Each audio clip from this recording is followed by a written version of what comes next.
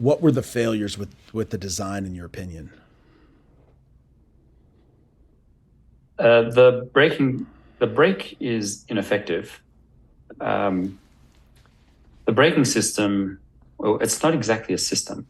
So although the line does appear to have sag or drape, is what we call it. So it does go up a little bit at the bottom or the termination end, the arrival end. Um, from the images that are available showing people on the zip line, as they descend the zip line, they are lifting their feet quite high, actually. They're kind of crouching into a crouching position to avoid hitting the platform. The images are very clear on this. You can see people going down the zip line. They're skimming the water, so they're getting very low to the water, which consequently brings them in line with the landing platform. To avoid hitting it, you see them getting into a crouching position and lifting their legs as high as they can so they don't hit the end. So the design of the landing platform is it's a hazard, and in fact creates a dangerous condition because people are coming down the zip line, and it's clear that they could, when in this case did, hit the landing platform edge. The brake is ineffective. It's an active brake. It may be, I've never seen a brake like this before where two people are required for the brake to be effective. That doubles the probability of failure of the active brake, because if one of those people loses concentration or not paying attention, the brake is ineffective. That is a violation of the standards, because we require not just passive brakes, but ones that don't require multiple people to do these things. That's just an overall requirement of the standards, is to provide an effective brake that arrests a rider's speed so that the braking is, one, effective, so they don't hit anything, and two, is done in a manner where their speed isn't too high. Having two people with, in this case, holding a rope that was draped over the zipline cable has many ways it can go wrong. Whatever's on the cable itself could go under the rope.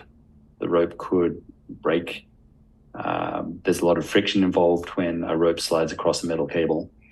The people holding the cable may not be paying attention. They may not be strong enough. They may be in the wrong position.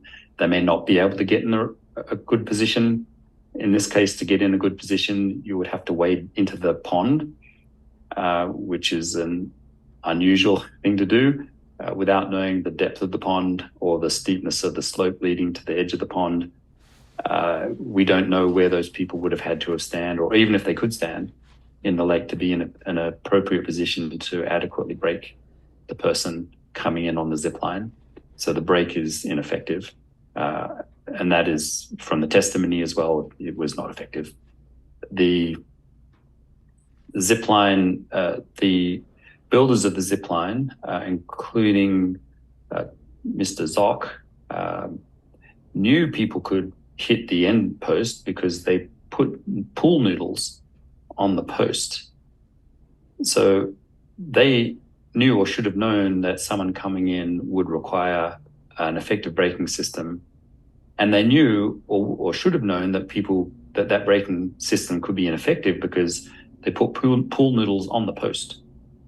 There's no reason to put pool noodles on a post unless someone could hit it. And I believe the testimony says something to that effect.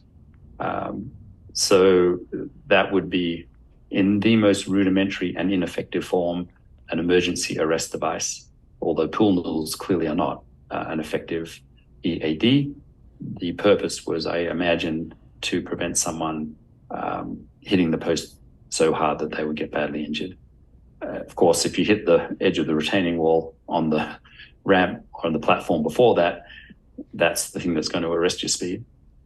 Right, and obviously I've seen the photos and have talked to Mr. Robinson, but some questions I'm going to ask, just that of course I know the answer to. But what do you mean by pool noodles? They are cylindrical floats that are commonly used in swimming pools, backyard swimming pools, for kids to play on, or people to play with. Typically, they'd be like 4 to 6 feet long, maybe 4 inches in diameter. and the testimony said that they put the noodles or the pool noodles onto the support posts. The images are clear. There appear to be bungees, 2 bungees holding the pool noodles on the post, and some duct tape, which appears to have disintegrated, that was at one point holding the pool noodles together. And that protected, I guess, the post. Was there anything that protected or cushioned the base? The base, you mean the landing platform? Platform, yes. There's nothing on the landing platform. It's sharp wooden edges.